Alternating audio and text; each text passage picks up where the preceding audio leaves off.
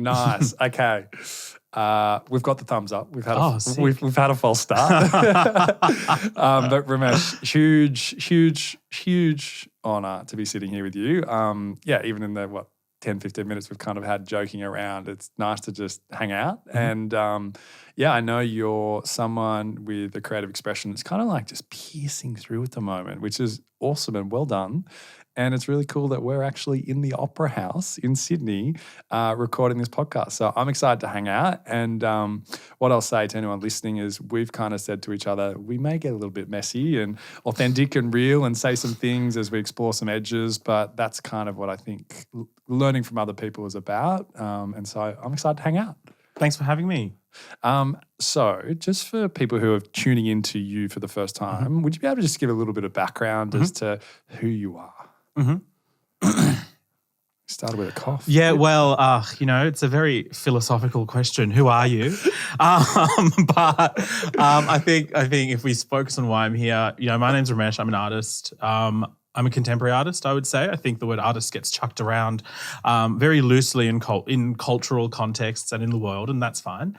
But I was born in Sri Lanka in 1989. My family came to Australia as refugees when I was 1 year old, and we lived in Auburn in Western Sydney, and that's where I grew up my whole life.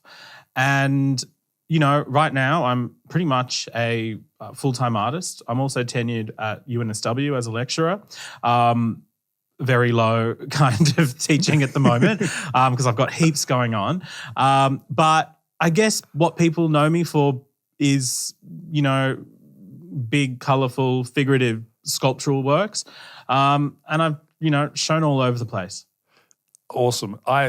When I look at your artwork, I look at like just expression, but also I see artwork that is potentially not politically correct. Mm-hmm. Talk to me about what's going on with your artwork. What are you trying to express and create? Yeah. I think what separates contemporary art in the context of visual culture is that there's often very specific frameworks of intent around a lot of different things. And, within my work, I think the most immediate response is, oh, this is wild, this is expressive, this is loose, for example, if we kind of focus on those expressive terms. And for me, what I try and do is construct that aesthetic quite carefully. It's actually quite difficult to make something look loose and unfiltered and raw and expressive because, as humans, we're socialized in certain ways. The way we use materials is often constrained by, psychological, physical, a whole range of different parameters. And when you're working with materials that are also very volatile, ceramics, metal casting, you're actually a bit of a victim to all these technical processes. So being kind of expressive for me is more of a artistic position that I'm quite careful to carve out, if that makes sense. And then I think the most obvious question is why? Why do I want to make work that feels expressive and loose and wild or whatever? And I think for me, it's I often talk about what can the human hands do in the context of art that machines can't or that only, we can do, for example. And I think when we're looking at the world, let's just say if I walk into a kitchen, there are things made with molds, there are clean edges everywhere. I don't want to go to an art gallery and see neat little photographic paintings or little watercolors of landscapes. I will very much go on record and say I don't like clean lines. So it's also a personal thing. But politically, I think there's this whole idea of I'm ranting a bit. Is that all right? You have full permission to rant as long as you giggle through. Well, the thing that I often, when I started to, let's just say when I was a teenager, I was making all this work and blah, blah, blah. Then I went into uni and I was, I always loved this crazy, wild, messy aesthetic. And when you actually locate the way people from different cultures, especially within a Western framework, have been position or perceived, there's often this perspective that, for example, when, the British, when the Spanish, were, traversing the world and they encountered other cultures, African people, Indian people, they assumed they were less civilized because they were highly adorned. And that was one of their reasons. They were more expressive. There was more dancing. The language, was more expressive. There were different kinds of pitches.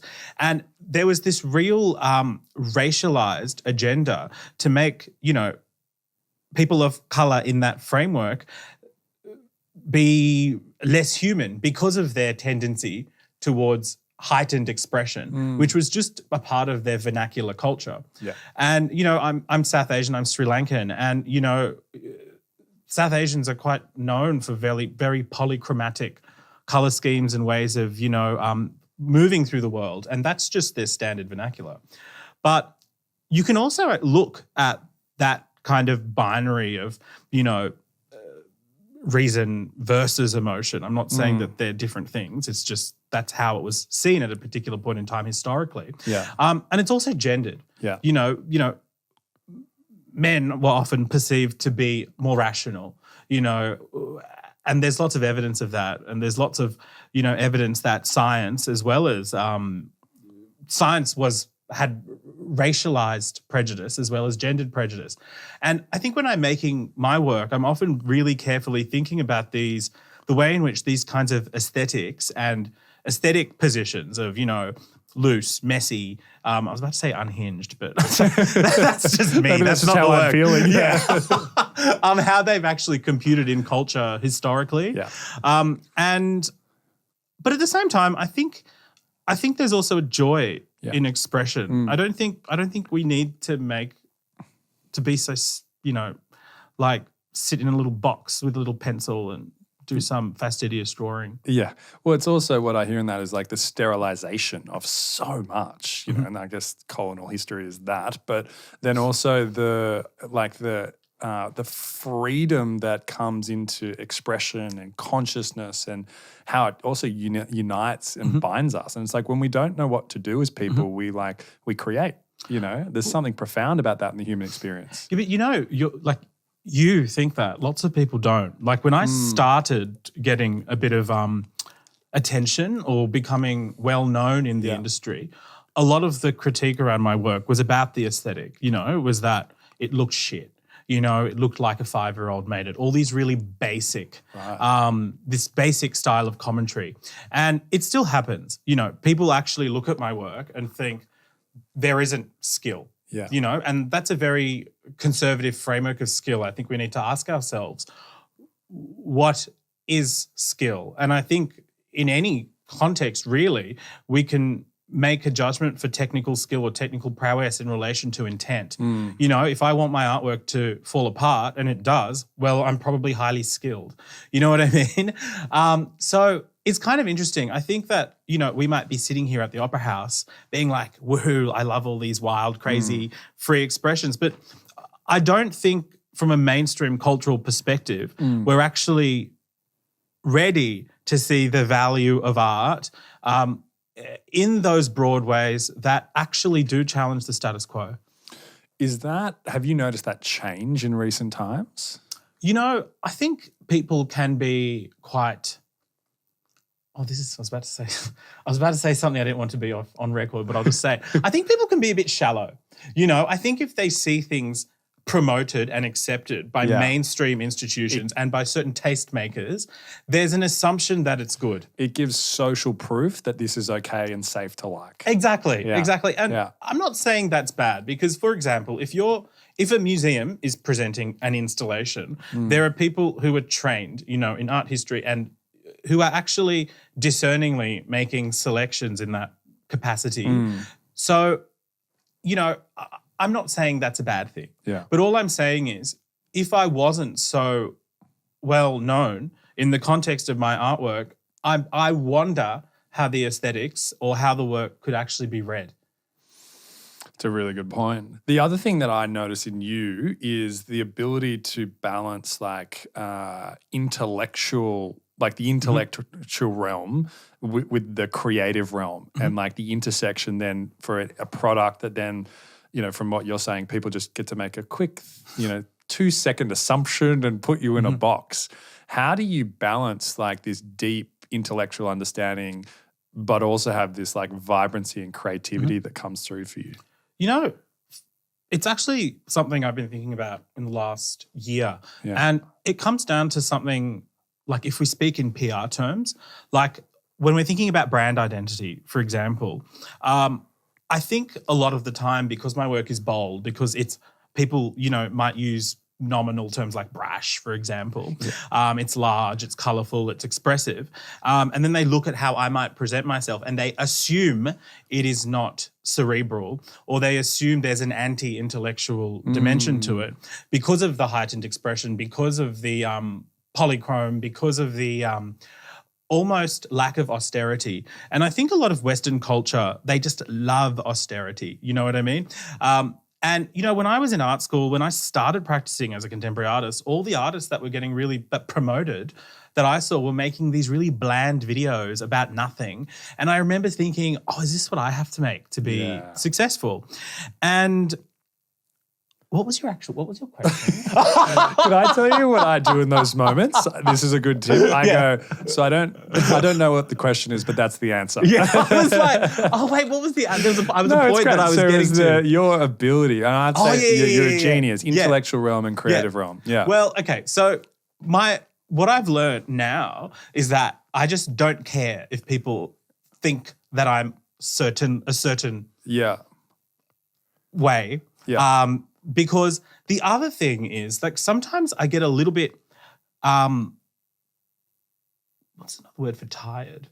Just a bit tired with contemporary art as a institution, because especially in Australia, there's this almost perspective that, if you do achieve a level of mainstream success and knowability, you can't be intellectual. There's this sense that, your actual contribution to intellectual, creative and cultural discourse suddenly starts to get questioned. And there's this really interesting thing where, within government infrastructure, we're trying to bring contemporary art to different audiences. We're trying to make it accessible. But I think especially a lot of peers, for example, they have a problem, with artists who do go on TV, and break out of certain boxes of what a contemporary artist might or has been in the past. And for me, I think, I don't want to be a follower. I want to be a leader. And now I'm sounding a little bit like zealous and a bit crazy. But like, I think if you want to make a change, you have to accept that you'll be disliked by a group of people. And to be honest, like, can I swear? Yes. Yeah, like I don't give a fuck anymore. Yeah. Like I used to get really, sometimes you get a little bit upset because people make all these assumptions. They think that if you're a successful artist, you have a certain kind of life, and they might see, Ramesh, he wears all these big brands and he's on this and he has these sponsors and blah, blah, blah. But the reality of my life is very different to what the public-facing public-facing comms media stuff is. You know what I mean? I'm alone 6 days of the week. I'm with my one person in the studio. My WhatsApp's going off. I have no boundaries between my personal and professional life. You know what I mean? Like, and at the end of the day, like, there might be lots of people working on my artwork and my exhibitions, but my reputation is the one that's at stake. So if this artwork is shit, or if I've done something really culturally inappropriate, for example, it's my image, it's my reputation, it's my livelihood that's at stake. And I think that's also something artists don't like to talk about. That's part of being a business owner. Yeah, absolutely. Well, and also I want to come back to what you said around it sounds like there's been this shift into whether you call it like a fuck it energy, but also like a self-assuredness that this is my truth, this is my expression. And if I'm going to actually be an artist, don't put me in a box. Like that's kind of the antithesis of art. But I guess what I'm getting from you is like, there's almost this frustration.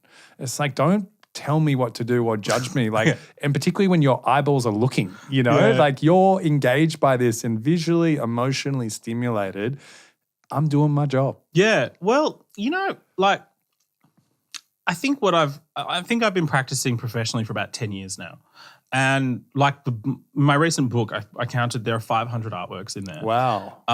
So there's literally 50 artworks a year if you think about it. That's huge. And, you know, like I grew up in a very migrant kind of context. You know, it was the kind of family where, you know, you would like get the most amazing report card, for example, and there'd be no response.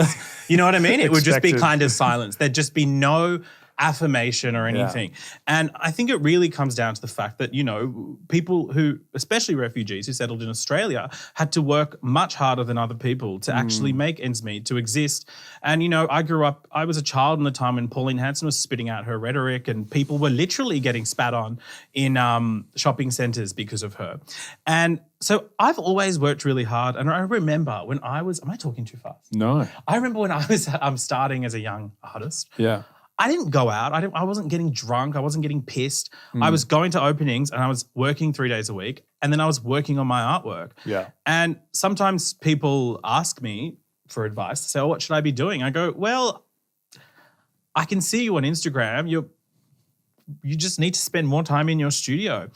And I think there's this view that, yes, art should be democratized, but to actually be really successful as an artist, I actually think there's some parallels we can think about with athletes. You know, you need to live and breathe it and actually make heaps of sacrifices. Like in the last 10 years, I've had like, I've only really been working emotionally and physically for myself. Yeah. You know, I haven't had any time for anyone else. And it's because I wanted to build my career into a certain way where I am now.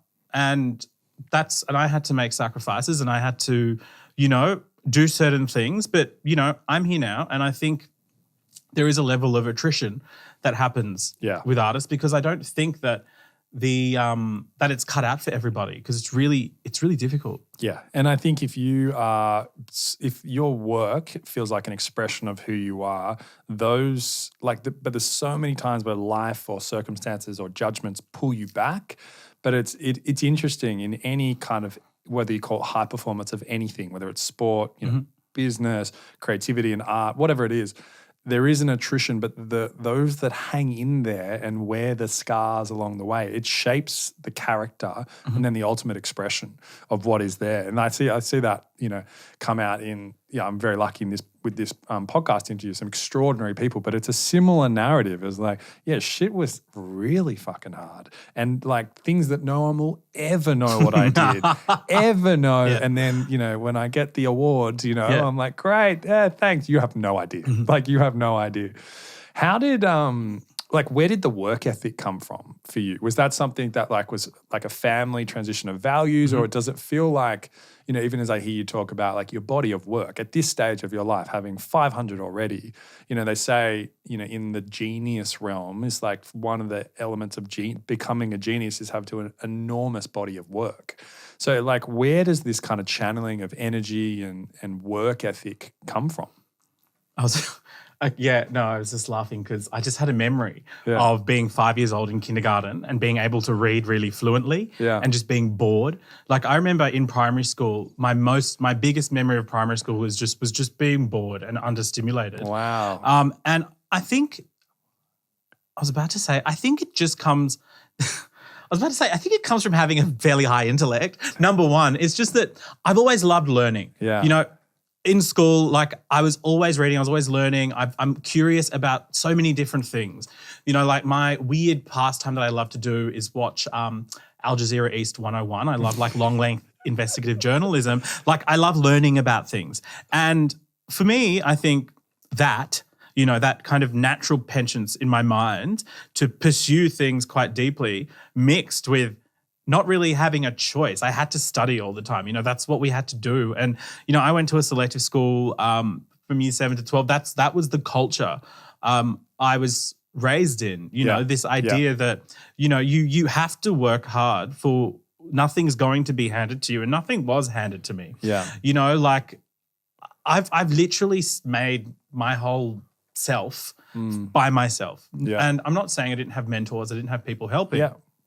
But I was never taken to a gallery by my parents, by my family or anything. Like this was all me. And I've said me, I, blah, blah, blah. But I also love it, if that makes sense. And I think people think that it's hard, but if it wasn't hard, I wouldn't like it. Yeah. Yeah. Yeah, well, I think the struggle is where the magic is, you know, and when you're in it, it kind of sucks at times. But then when we inevitably kind of move through, you're like, woof, all right, let's do it again. You know, they're like, oh shit, what did I sign up for in this lifetime? Yeah. It's an interesting thing, isn't it? But the other bit that I'm curious in your perspective on this, one of my journeys of like achievement, if you even call it that, or just creating something of substance or value that I deem important, I'm really kind of feeling into like, it's not what you do or like how you do it's great, but it's like the company you keep on the adventure. How do you balance that when, to your point, there's so much of is channeled by just you, time in the ring or time in the studio?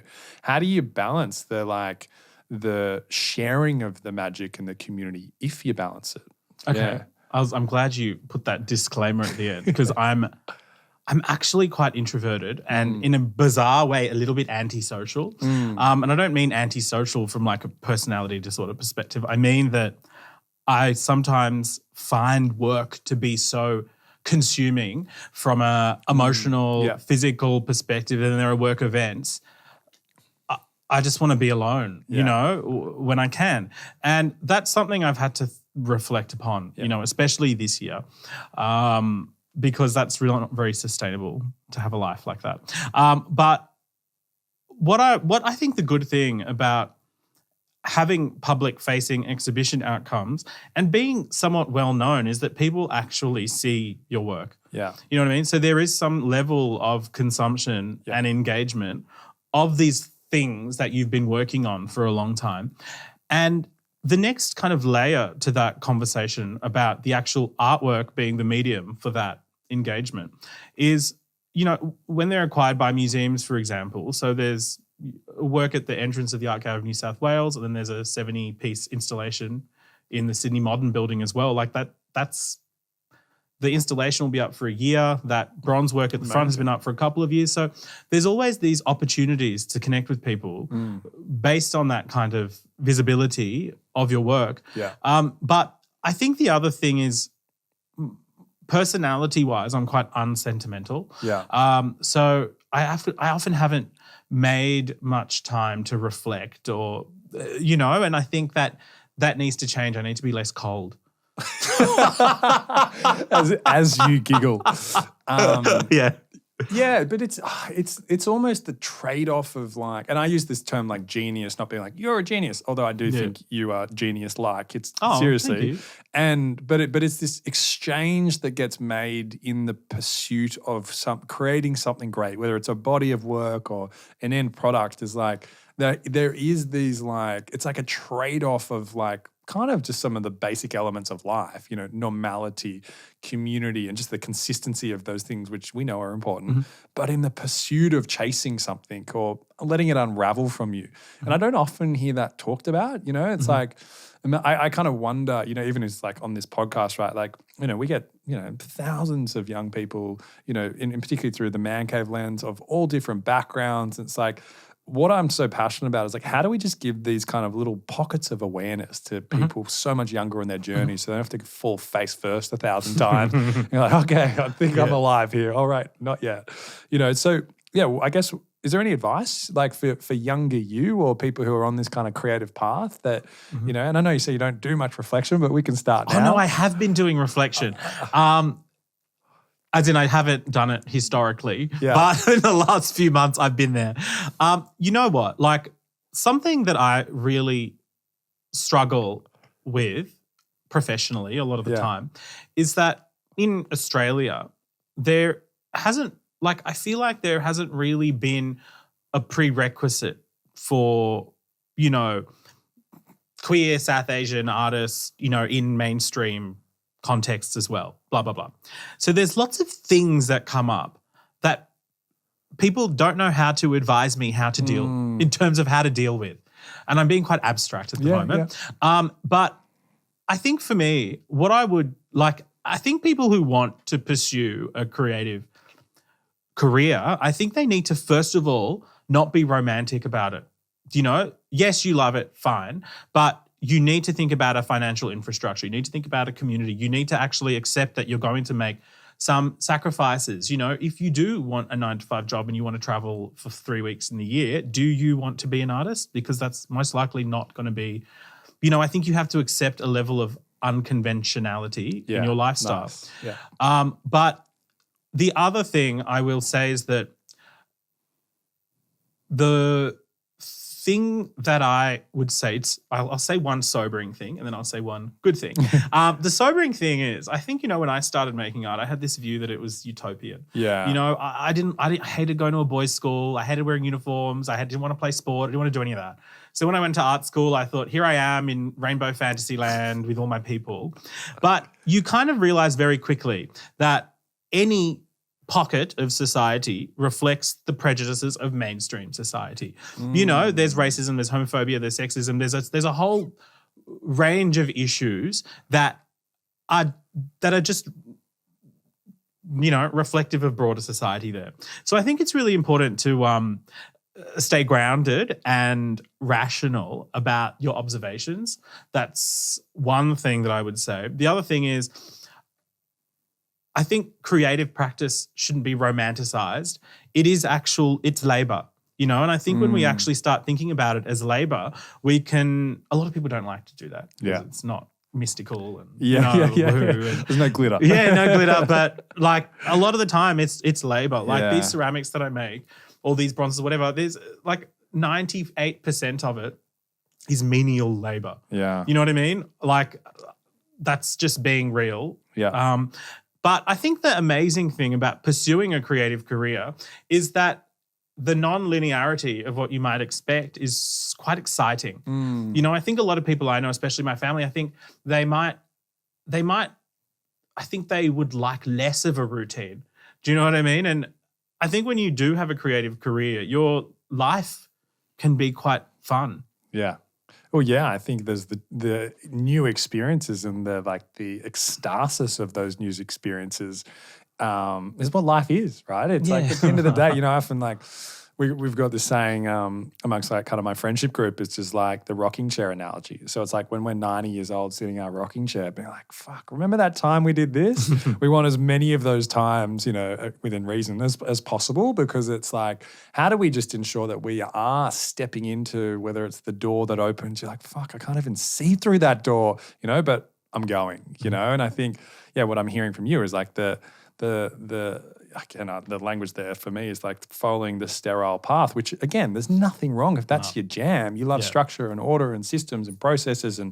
But also I reckon we're at a time now where people are waking up, you know, we're at a really interesting precipice in society. How I view the world is like we're in between worlds right now. Like the structures of what were like the Industrial Revolution and building of technology and systems and order is now kind of getting a bit crumbled. And we're now moving into this like kind of awakening where we're going, how am I living my life? What's actually important to me? You know, do I have community? What's my relationship to nature? Like, do I actually want to sell my soul for the dollar? Or what does it look like to actually be authentic? Like, is that just a buzzword? And where do I find that? And then where is my creativity and joy in my life? Like, there's some questions that I feel just like are kind of bubbling, you know? We're kind of just like a little whisper knocking on the door. And yeah, I think it coincides really nicely with your trajectory, because you also like, you give permission to others to actually kind of expand and go, are we allowed to look at that? Can I laugh at that? Can I feel that? I think that's just something which I've really felt from, you know, kind of my, you know, I was going to say like positive stalking of you. I don't know if those words go together, but yeah, I think it's a really cool time for your art, you know, right now with where the world's at. You know what? There's also like a dramatic, like with all these changes which are happening, and there are all these old systems being redesigned and rethought, there is like a real, I think people who feel they've been left behind or their voices aren't being heard are also mobilizing. And I'm talking about like, you know, right-wing groups, for example, are still they're louder than ever, Yes. if you know what I mean. The vocal minority. And, yes. like a lot of them don't like my artwork, and so I guess what I'm saying is like with contributing to culture in ways that are changing, you do have to accept that you'll end up with crap, from very conservative groups of society. And that can be quite difficult. You know what I mean? And then you suddenly look at yourself and you think, why did I make artwork? Yeah. What am I trying to do? Yeah. And that sometimes sounds like a very simple question, like why am I making artwork? But it's hard to answer. You know, I don't really know why I'm making what I'm doing. I know about specific works and what their intentionality is, but like I think when we're thinking about new languages, new systems, art is often a really amazing place to start because the way that we need to look at artwork a lot of the time is speculative. It's not like What do you mean by that? So I think when we're looking at an artwork, we aren't prescribed a way to look at it. Yeah. We are allowed to actually reasonably bring our own experiences to arrive at some kind of interpretation. Uh-huh. So, for example, like the difference between, experiencing something in culture and, doing a maths equation are very different because we're using our imagination, we're using our minds, we're stimulating, we're imagining, we're reflecting. And I think in that space, we can actually, think about how we can grow culture and progress because we're not actually given a linear way to look at something. Yeah, I love that so much because I rarely, if ever, hear progress talked alongside of culture. And it has to be. Culture's there like, I'd be interested in how you view culture, particularly because I view you as someone who creates culture, doesn't just inherit it, But cultures for me is it's the magic around, it's the intangible, my mate who works with us talks about culture as the character of a community, which I really like. But then how do you see culture in your field? Yeah, what does that look like? I think that's a good question. I think that visual arts, for example, has a very unique space within global cultures. Yeah. Because the actual history of art is the history of humanity itself. If we actually look at the most ancient forms of artwork that we've found, tiny, tiny little terracottas, that were fired, with fire, these kinds of little mythological idols almost that are the size of, fingers and things. Yeah. Humans have been making artwork since we've been able to, for example. So I think that's evidenced the fact that humans need to make artwork. You could dispute that. But the fact that we've been doing it since the beginning of time, we've been able to, and we still are, I think is a good case to say that we need to make it. And then I think the question is, why do we need to make artwork? And that's a harder question to answer. And I think it comes down to the fact that I think some people might turn to religion, some people might turn to philosophy, but we are always looking for greater, forms of knowledge.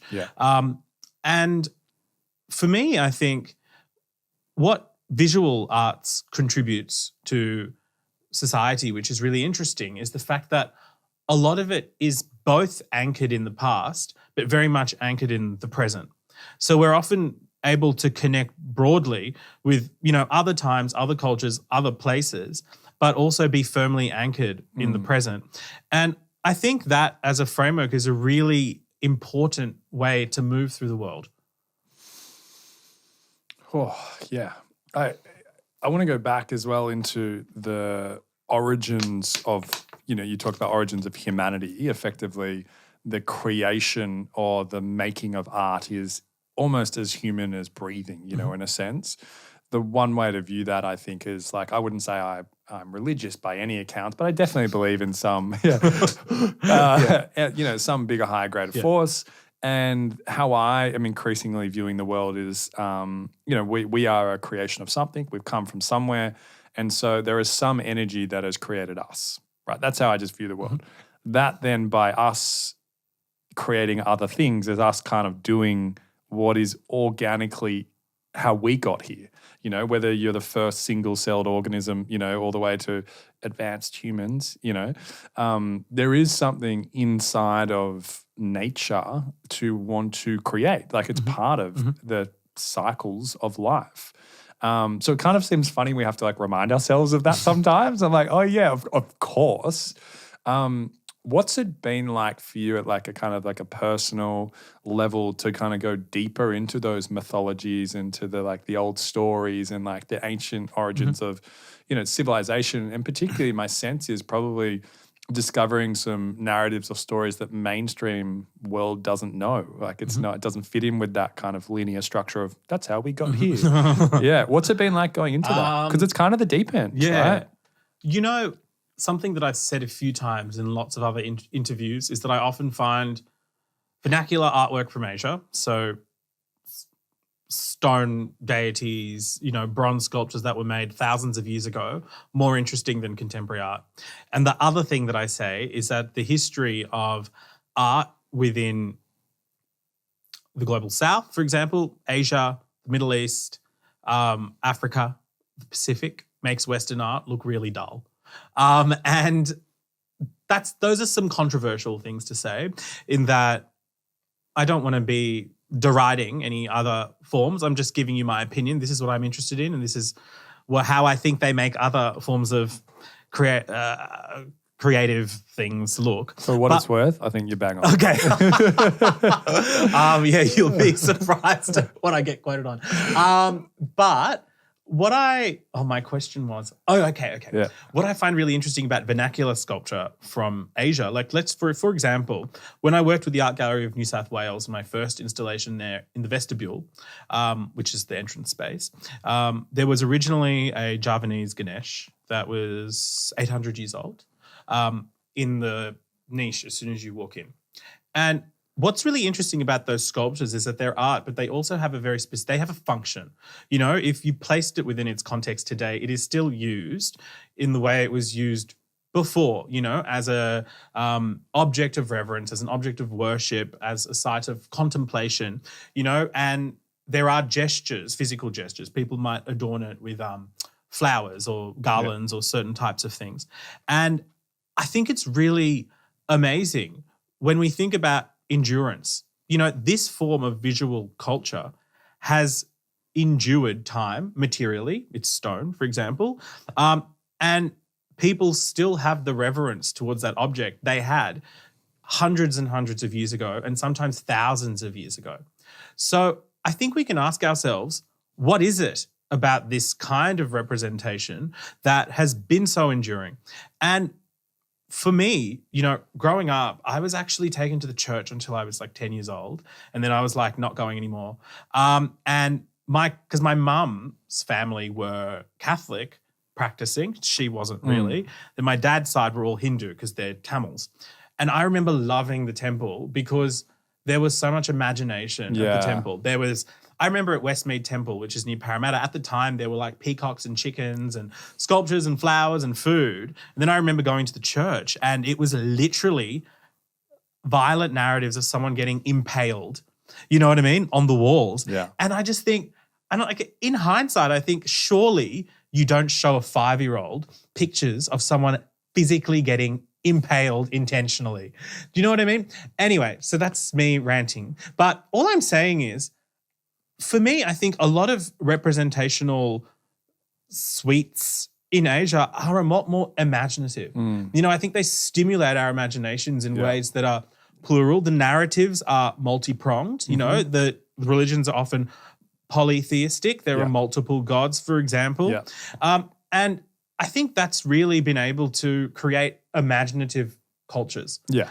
And I think imagination is something we often don't value But when we're thinking about creativity and progress, we need to think about imagination because we're imagining a future, to create. Now I'm ranting again.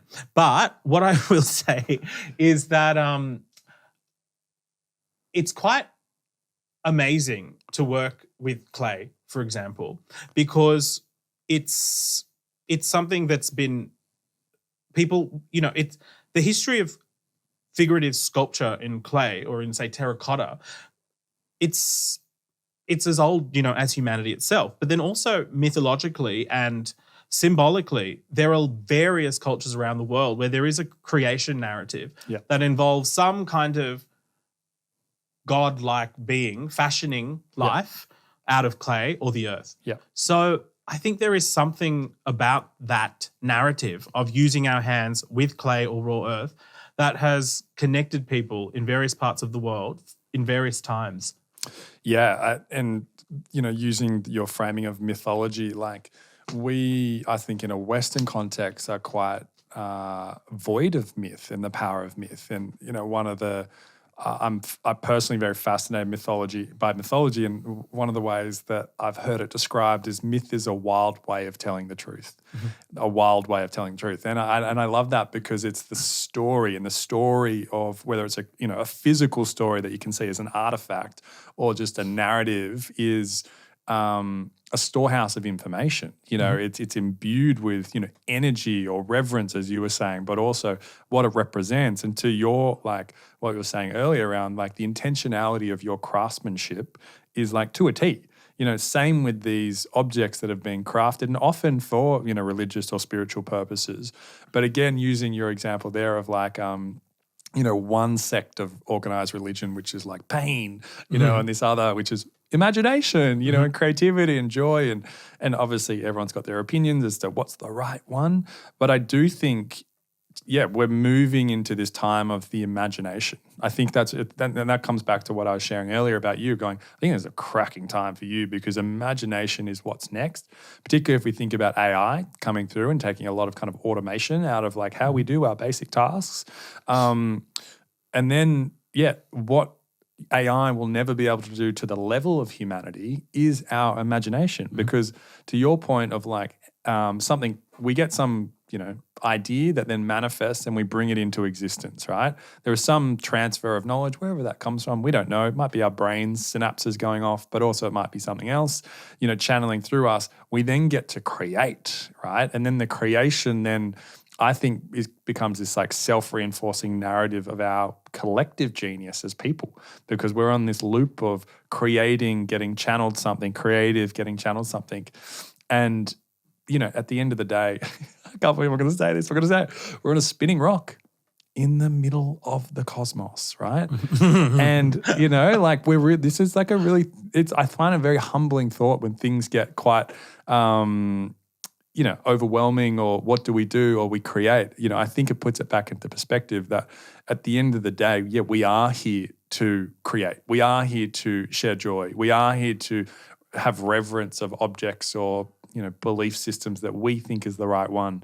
And I it just makes me think of how important your work is. And I think this is, the beauty of the contemporary artist as well, bring back, kind of what was lost or has been forgotten or hidden into a mainstream context.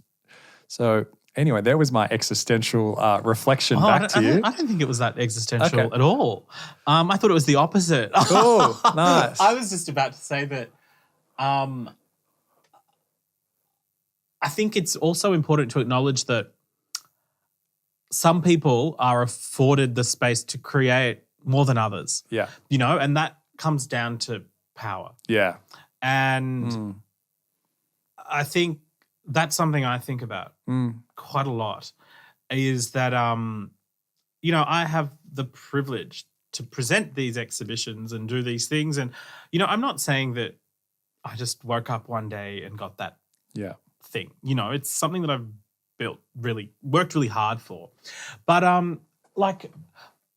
there's often this, I think it's hard to describe, but when you're an artist making work by yourself, there is a sense of self-focused artness. Yeah. Yet it's hard to actually somehow reconcile that with the fact that, you know, your work is about humanity and other people and your culture and, you know, and a whole range of things, you know, but at the end of the day, and like I'm not that kind of artist. I don't work with community groups. I don't do, you know, I make my artwork, you know, and I often think about how do I impress certain values within my work? And that's my address to thinking about, you know, how I want my artwork to be read or perceived or circulated. And something that I've often thought about is, you know, yes, some people might not like the artwork. That's fine. But it's actually democratizing some of the reference points in that I often don't make references in my artwork to contemporary art or art history. You know, there are sometimes references, but you can actually arrive at my work and come up with a valid reading with very little knowledge about the foundations of contemporary art. Yeah. And that's something I always try and do. Yeah. You know, I don't want to be making artwork for people who have studied art. You know, that's not what I want to do. And I think that also comes down to more of a cultural perspective. You know, like when I was growing up, like we didn't like, yeah, I said, yes, I wasn't taken to galleries, but our culture was very visual. You know what I mean? Like there are sculptures in the house. They might not be made by artists, but, you know, and that's something I often think about to keep me grounded is to not have my work be exclusive. Yeah. And, you know, a lot of people don't get the artwork. And I can't control every response. Yeah. But that's something that I think keeps me grounded. Nice. I like that. There's also like a humility inside of that too. I've never been called. Oh, well, here we are. Yeah. I'd like to, I guess just like I just want to be respectful inside of asking this question too. So whatever you feel comfortable to talk to is totally fine. How do you like navigate the power structures and the privilege of like the art world? Oh, you know, that's fucking. No. That's an interesting question because the privileges and power structures are always changing. Okay. You know, because you might have you might know how to operate in a certain way one day, and then in a few weeks that changes. Do you know what I mean? So there's an element of having to be quite responsive, and something I think artists should be a bit more akin to is entrepreneurs and have more entrepreneurial skills in actually being able to build things from nothing. Yeah. And I am quite realistic. You know, I don't get offended very easily. You know, if you were sitting here grilling me about something, I would be quite deadpan and would just respond. Yeah. You know, like I think I have a personality that allows me to navigate the power structures and injustices of the world generally, maybe a bit better than some. Yeah. You know, and that's a privilege that I have a certain type of personality. You know, I'm happy to be in front of a camera. I'm happy to sit with you and talk to you. Like I'm happy not to have a brief. You know what I mean? But that's not something for everybody. Yeah. So I think I'm lucky in that I think in 2023, people want to know who the artist is. They want to unlock the work through knowing a bit about the person. Yeah. And I think that's a good thing. Yeah. And, you know, like when I have exhibitions, I'm happy to have my face on things. Yeah. And when I started making artwork, there were no, like, for lack of, this is how I'd probably talk about it, there were no brown people, you know, like South Asian people in, you know, artists, young, you know, in magazines, in this, in that. And so I was like, well, I'm going to be that person now. I'm going to, you know, create that space. And, you know, here I am. I don't think like that anymore, but like that was a bit younger, but now it's just part of my business practice, I guess. Yeah. Well, it's also some of my Sri Lankan friends who are Sri-Lankan Australian who have pierced through into like very senior, I guess, influential positions in their respective careers, whether it's in the arts or entertainment industry, talk about learning the rules of the game so that they can move through the crowds and using that to their advantage, but ultimately it's like a sacrifice of their own like expression at the same time. And they kind of get caught going, fuck, I want to succeed and I kind of got to play this character, but it's also not who I am. And there's some of the like most profound conversations I think we have is going like, how do we, like what's my role as like, you know, what I look like in this world, you know, white, cisgendered, straight dude who, you know, was very jockey in high school and is on this like journey back to claiming my creativity and my expression now. Like, how do I play a role in kind of supporting and elevating? But then at the same time, like, get the fuck out of the way, Hunter. You know, and it's like it's a real time thing for me. And like my sample size of Sri Lankan people of like, you know, our friendship group are all outstanding people. It's like the quality of people was off the charts, and intellectual and diverse in their thinking and approaches, but also ultimately all very creative too. I don't know why I'm sharing that with you, but like that's my praise on the Lunkans in my life. Yeah. But like, yeah, No, I get the question. Like, I think anybody working in any industry has to wear masks at different times and spaces. And like, I know how other industries operate. So like, I won't go to an event and think, oh, I have to be all chirpy and energetic and blah, blah, blah, and be like, oh, I'm not feeling that way. So it's just part of the gig. Yeah, it's part of the gig, and I'm fine with that. And I think what's also helped me philosophically is not having fixed views on things a lot of the time. You know, I don't think certain things need to be like this all the time. I'm happy to have my mind change. You know, I'm happy to go and see, you know, this is all very abstract. But the other thing that I've been doing, I think one of the benefits of, I guess, reaching a certain level in your career is that you don't have to do what you don't want to do as much. You know, I think like I'm more selective and enjoy what I do if I'm going to leave the studio now. Yeah, nice. Well, it comes back to what we were sharing before, this self-assuredness that like I'm on my path here. Also just want to touch on masculinity. Like how do you view masculinity? Because it is, I see masculinity is at this like inflection point where we're kind of, I hope, letting go of some of the old to kind of let in what's coming and new, but also maybe it's always been there. How do you view masculinity? Because obviously through your artwork, there's expressions of masculinity, but how do you relate to it and what do you think about it?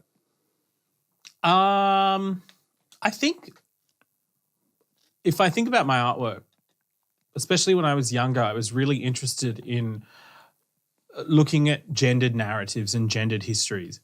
And a lot of the research I was doing kind of revealed the fact that a lot of violence had gendered dimensions to it, you know, and that's sounding a little bit abstract. I'll give you an example.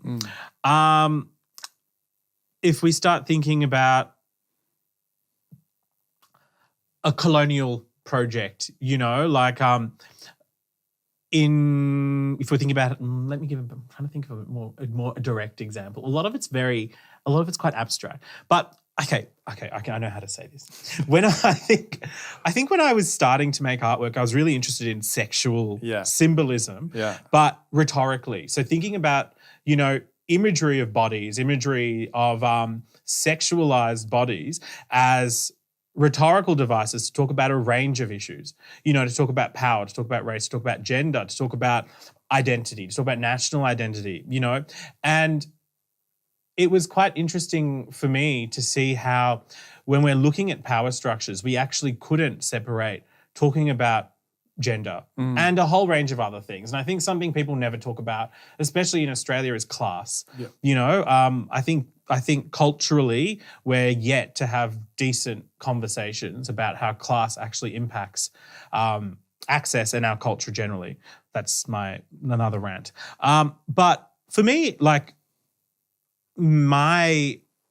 I've always had long hair. I've always liked wearing bright colors. I've never felt like I could even have the opportunity to conform to being a conventional Australian male, you know?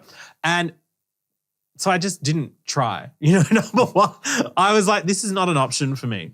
And I think for me, what it was really about was finding a community of people with shared values.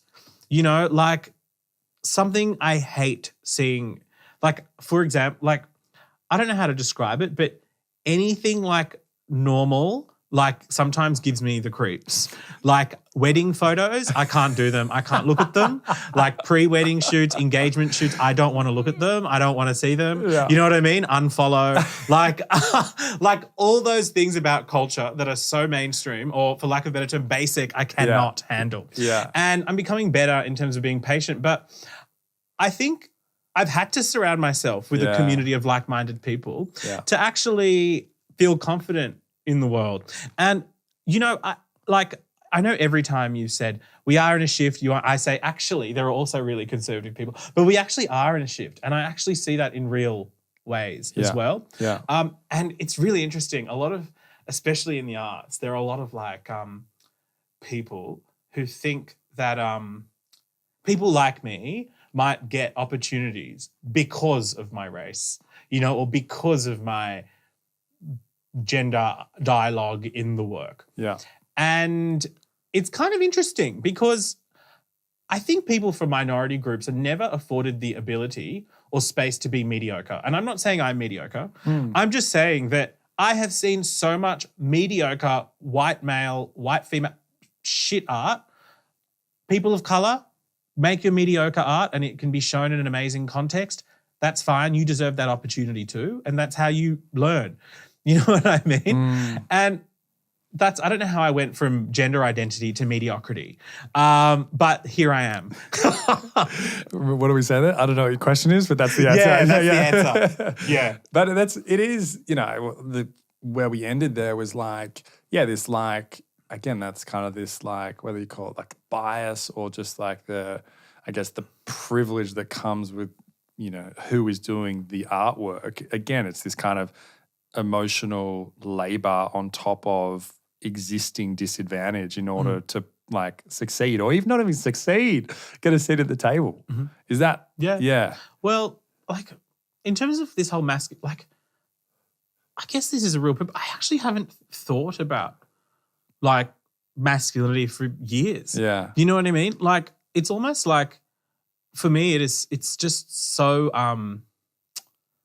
it's almost a bit like I remember like at the GQ Man of the Year Awards, Jake Miller said in his address, he said, some people might critique us having a Men of the Year Awards, but because there are so many bad examples of men, we need to highlight positive role models.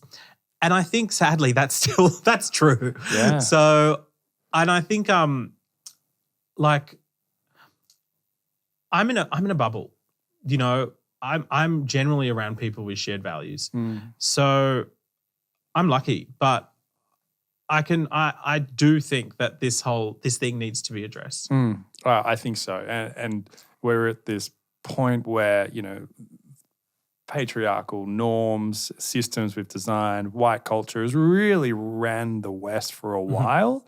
And we're like, oh, cool, what's the current state of the world? Yeah. Okay, things need to change. And that's like, great. It's not like you're all bad. It's like, no, but we're all in this together. What do we need to let go of in order to, my language is to birth what's next? And I think we're at this precipice, and we see this, with the Man Cave hat on, with the tens of thousands of boys we work with, all the way to Stuff. And what we're trying to really do with Stuff is this like expressive masculinity, similar to like, the Dove Real Beauty campaign, how it's like women of all shapes and sizes. It's like, what's the masculinity version of that? Because there is this void of role models right now in the public eye. And I think also with the internet, like people's little bubbles are so fragmented now. Like we've got communities in communities in communities. But I think that we need to, at this present point, more elevation for diverse, positive role models. But it's also this like, it's almost like this paradox. It's like you're elevating more male voices when the patriarchy's been so dominant for so long, but we kind of need it at the same time. And I even, some of the like, I guess, Australia's leading feminists, some of them, donate to Man Cave philanthropically because they're like, we need, good men at the table to support us in this, movement towards equality. And it's interesting just to note like that conversation is now more present than ever before. So yeah, we're at crunchy times and gender's obviously evolved significantly in the last few years. So it's like we're in this kind of washing machine. And yeah, I think it's like how do you empower people that they're still a part of the collective story going forward? Can I say something that's a little bit like not very deep, but it's reflecting that. Like it's quite interesting. Like when you're thinking about fashion, when you're thinking about campaigns, when you're thinking about comms, it's actually very uncool to have campaigns that aren't filled with interesting looking people that are not the norm. Yeah. You know what I mean? But no, what I'm saying is I think all the most cool campaigns, most high fashion, they're actually having, diverse models, like I actually think to look cool and relevant these days, you also need to keep up with the times. Do you know what I mean? And I think that's a kind of shallow bit of information that I've offered. But it's kind of true. Like if I saw a bus stop and the models were all like a bit like they were from 10 years ago, I wouldn't have any brand affiliation. Yeah. Do you know what I mean? Yeah. But it's also like, it's like this, what I've seen is like, it's got to be authentic, right? Yeah, because exactly. Otherwise it's like people sniff the bullshit a mile away. And then, it's like, but we see that everywhere, these brands kind of greenwashing and it's like, but that's what I think is really exciting about this time we're in is like you can't replicate authenticity. It's impossible. You can't replicate like a purpose. You can't replicate someone's like unique life narrative that makes no sense at the time, but you can retrospectively join the dots. You're like, oh, actually that makes heaps of sense while I'm here. But I think, to your point, like brands attempt that, like I remember seeing like the Pepsi and Kylie Jenner like social justice campaign out and I was like, gross, So, mate, as we begin to land this plane, you have, first of all, how can people find you and what have you got going on at the moment? Oh, how can people find me? That's a good question. What do you mean by that? Well, I'm trying to find myself. I was like, no, I get what you mean. So I have exhibitions all the time. Really, I'm lucky in that way. But, I usually see my social media as a bit of a behind the scenes. So I think, what can people get from me personally that they can't actually get from going to look at an exhibition? And that's my process. So if you go onto my Instagram, there's generally studio snippets, a lot of behind the scenes stuff. There is information about what's coming up, etc. But that's how I prioritize my socials. It's everyday life in the studio. Cool. I often, if I have like 2 drinks, I'll probably share what I'm eating. But it's generally very much behind the scenes there. I've got a big installation at the Art Gallery of New South Wales. There's a big public work at at HOTA in the Gold Coast. I currently have a solo show in Melbourne at Sullivan and Strumpf. And my next solo exhibition is in November in Glasgow. Awesome. Yeah, so I'm just working towards a lot of different things, but this is actually my week off. But I often work in my week off. Yeah. Is that still your week off? Well, I see my week off as not going into the studio, but I still need to do something. Okay. Yeah, I don't have any hobbies. I don't know, hobbies. What's a hobby? Thank you. Yeah. I don't know. Yeah, I listen to podcasts. That's pretty lame. Okay. Yeah, but like, I think, what do I do? Oh, I'm like probably like you. What I do is like an expression of myself. It takes probably too much of me, and I'm now trying to learn how to like self-care a bit better. Is probably the dance for me, because I just think about this all the time. Like for me, it's like this like new movement of masculinity, like healthy, positive, inclusive masculinity that's good for everyone. Like, what does that look like? For some reason, that's just my life calling at this point in time to worry about that as I fall asleep at night time. Sorry, Loz, my partner. Well, my friend, thank you so much. I think you're such a legend, but I really mean that as well. Like I love your expression, your energy, but also just how you're just doing you. It's really refreshing. So thanks for being an amazing role model. And as I said, thank you. we get to work with so many, thousands of young men through Man Cave, but also thousands of customers at Stuff. I think you're just an awesome role model. So thanks, man. Thank you. Thanks for having me. Pleasure. Yes. We're done? We're done.